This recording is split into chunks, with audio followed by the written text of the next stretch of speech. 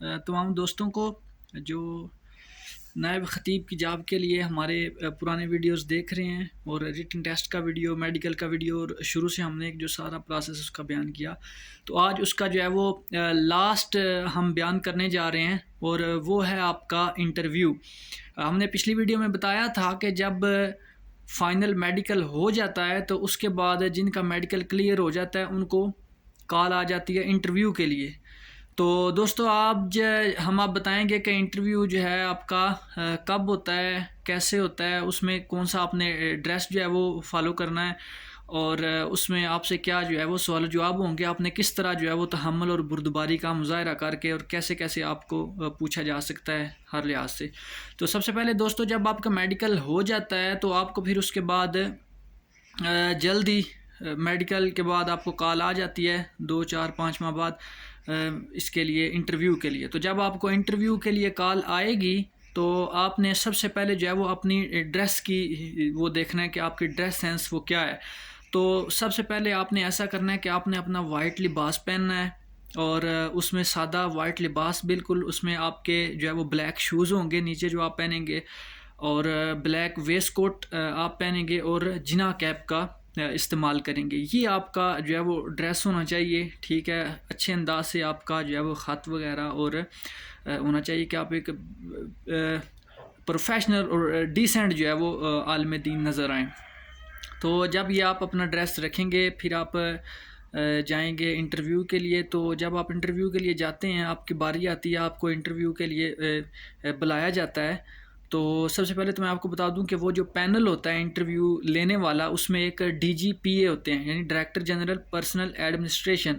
جو major general ہوں گے وہ بیٹھے ہوں گے بالکل سامنے، اس کے ساتھ ان کے جو ہے وہ ایک سائیکالوجسٹ ڈاکٹر ہوں گے، وہ بریگیڈیئر یا کرنل لیول کے ہوں گے،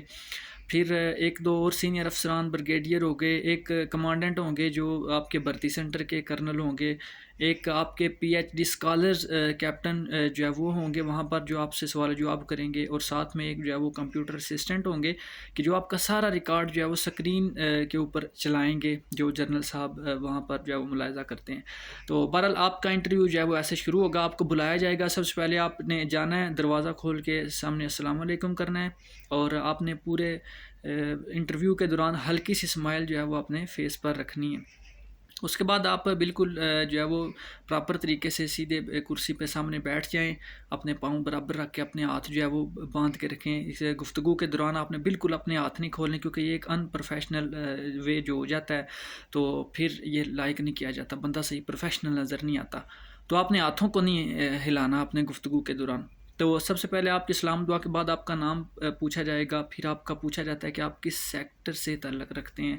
یا ایسے۔ تو آپ نے یہاں پر بڑی ایک تحمل اور بردباری کا مظاہرہ کرتے ہوئے آپ سے پھر کراس سوال کیا جائے گا۔ سوال ایسا کیا جائے گا کہ مثال کے طور پہ ایک یہ سوال کیا جا سکتا ہے کہ جی فلاں مسئلے میں جو ایک اختلافی مسئلہ ہے کسی دو گروہوں کے درمیان، دیوبندی،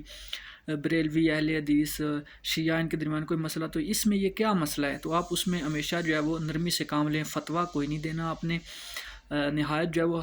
ہلکی روش اختیار کرنی ہے۔ وہ نارمل ایسے سخت ہوتے بھی نہیں کہ جن میں فتویٰ مانگا جائے، بڑے وہ جو ہے وہ سوال ہوتے ہیں تھوڑے سے اختلافی ہوتے ہیں۔ تو آپ نے کہنا ہے کہ میری رائے اس میں یہ ہے، میری جو ہے وہ دلائل اس میں یہ ہیں، باقی اگر کوئی ایسا کرتا ہے تو میں اس کو، کوئی اس کے خلاف جاتا ہے، اس کو اپنی رائے ہے تو میں اس کو کوئی یہ نہیں کہتا ہے کہ یہ جناب، مثال کے طور پہ جیسے وہ کوئی ہلکی چیز پوچھتے ہیں یا جو واقعی کفر کی حد تک نہیں لے کے جاتی، تو آپ کہہ سکتے ہیں میں اس پر کفر کا فتویٰ نہیں لگاتا، میری اپنی رائے ہے۔ وہ آگے کوئی سوال کرتے ہیں کہ یہ تو ایسے ایسے ہے، تو آپ کہیں ٹھیک ہے میں نے اپنا موقف بیان کر دیا، اب جو اس سے آگے ہٹتا ہے تو وہ بالکل اس کی اپنی رائے ہے، اس کے اپنے دلائل ہیں، وہ کر سکتا ہے، لیکن میری نظر میں یہ چیز ہے۔ اس کے بعد پھر آپ کے وہ جو سوال جو آپ شروع ہو جائیں گے، کوئی یہ بیسیکلی آپ کو شروع کیا جاتا ہے کہ یہ کس سوچ کا جو ہے وہ حامل بندہ ہے۔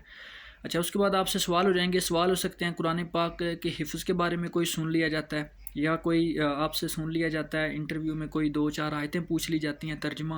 ان کا کروایا جا سکتا ہے، ٹھیک ہے۔ آپ کو جو ہے وہ کوئی کسی کتاب کا نام، بخاری شریف کا نام پوچھ لیا، ٹھیک ہے، کسی امام کا نام پوچھ لیا، کسی ایسی جو ہے وہ 4 5 جو ہے وہ کوسچن آپ سے پوچھے جاتے ہیں جو کہہ لیں کہ آپ اسلامک جرنل نالج کے ہو جاتے ہیں یا تھوڑے۔ تو یہ آپ نے بڑی سمجھداری کے ساتھ بالکل فیسنگ اسمائل اور اچھے طریقے سے جو ہے وہ اس بات کا مظاہرہ کرنا ہے کہ آپ ایک بڑے قابل انسان ہیں اور آپ بڑے ایک بردبار ہیں. اس دوران آپ سے کراس کوسچن ہو سکتا ہے, آپ کو شور مچا کے تھوڑا جو ہے نا وہ ڈاؤن کرنے کی کوشش کی جاتی ہے کہ پتہ چلے بندہ گھبرا جاتا ہے, بندہ نروس ہو جاتا ہے, بندہ جو ہے وہ غصہ کر جاتا ہے. تو یہ ساری چیزیں جج کی جاتی ہیں. آپ نے نہایت اچھے طریقے سے انشاءاللہ اس طرح انٹرویو دینا ہے. اللہ آپ کو کامیاب کرے گا. دعا میں یاد رکھے گا. بالکل یہی جو ہے وہ طریقہ ہے. آپ کو جب ریٹن ٹیسٹ کے بعد یا میڈیکل کے بعد ٹائم مل جاتا ہے تو آپ کوشش کریں کہ ترجمے پر فوکس کریں. حدیث جو ہے وہ مطلق کوئی یاد کر لیں, اچھے پوائنٹ والی کوئی جو آپ کہہ سکتے ہیں کہ جنرل پوچھی جا سکتے ہیں. اور ہر چیز میں جو ہے وہ آپ نے قرآن اور سنت سے ہٹنا نہیں. اور ایک بات میں آپ کو بتا دوں کہ جو جج کی جاتی ہے انٹرویو میں وہ بڑی یہ چیز کہ یہ بندہ رسپانسیبل ہے کہ نہیں, یہ اپنے کام کی اہمیت کو سمجھتا ہے کہ نہیں. مثال کے طور پہ آپ سے سوال پوچھتے ہیں اسکالر صاحب کہ جی فلاں مسئلہ بتائیں, اور آپ کہتے ہیں کہ جی یہ دیکھیں جی اس میں علامہ فلاں صاحب وہ یہ کہتے ہیں. نہیں, آپ نے قرآن اس بارے میں یہ کہتا ہے, حدیث اس بارے میں یہ کہتی ہے. کسی اور کا موقف نہیں آپ نے دینا کہ وہ یہاں پر فلاں علامہ صاحب کیا کہتے ہیں, یہ وہ نہیں. دوسری بات یہ ہے کہ آپ نے رسپانسیبل وے سے یوز کرنا ہے کہ پتہ لگے کہ بندہ جوابداری سے بات کر رہا ہے. مثال کے طور پہ وہ کوئی بات پوچھتے ہیں اور آپ کے ذہن میں نہیں ہوتی, ہو سکتا ہے کہ بعض اوقات امام مالک کے بھی ذہن میں مسئلہ جو ہے مستحضر نہیں تھا ایک واقعہ کے مطابق, تو انہوں نے کہہ دیا تھا کہ میرے ذہن میں نہیں. تو آپ یہ کہہ لیں, غلط مسئلہ نہیں بتانا. وہ بعض اوقات ایسا ہوتا ہے کہ وہ کہتے ہیں کہ بندہ رسپانسیبل ہے, بے شک اس کو کوئی چیز نہیں آئی لیکن اس نے غلط بات نہیں کی اور جو ہے وہ ذمہ داری کے ساتھ اپنا کام کرتا ہے, ایسے ہی وہ تکا نہیں تلا نہیں مارتا.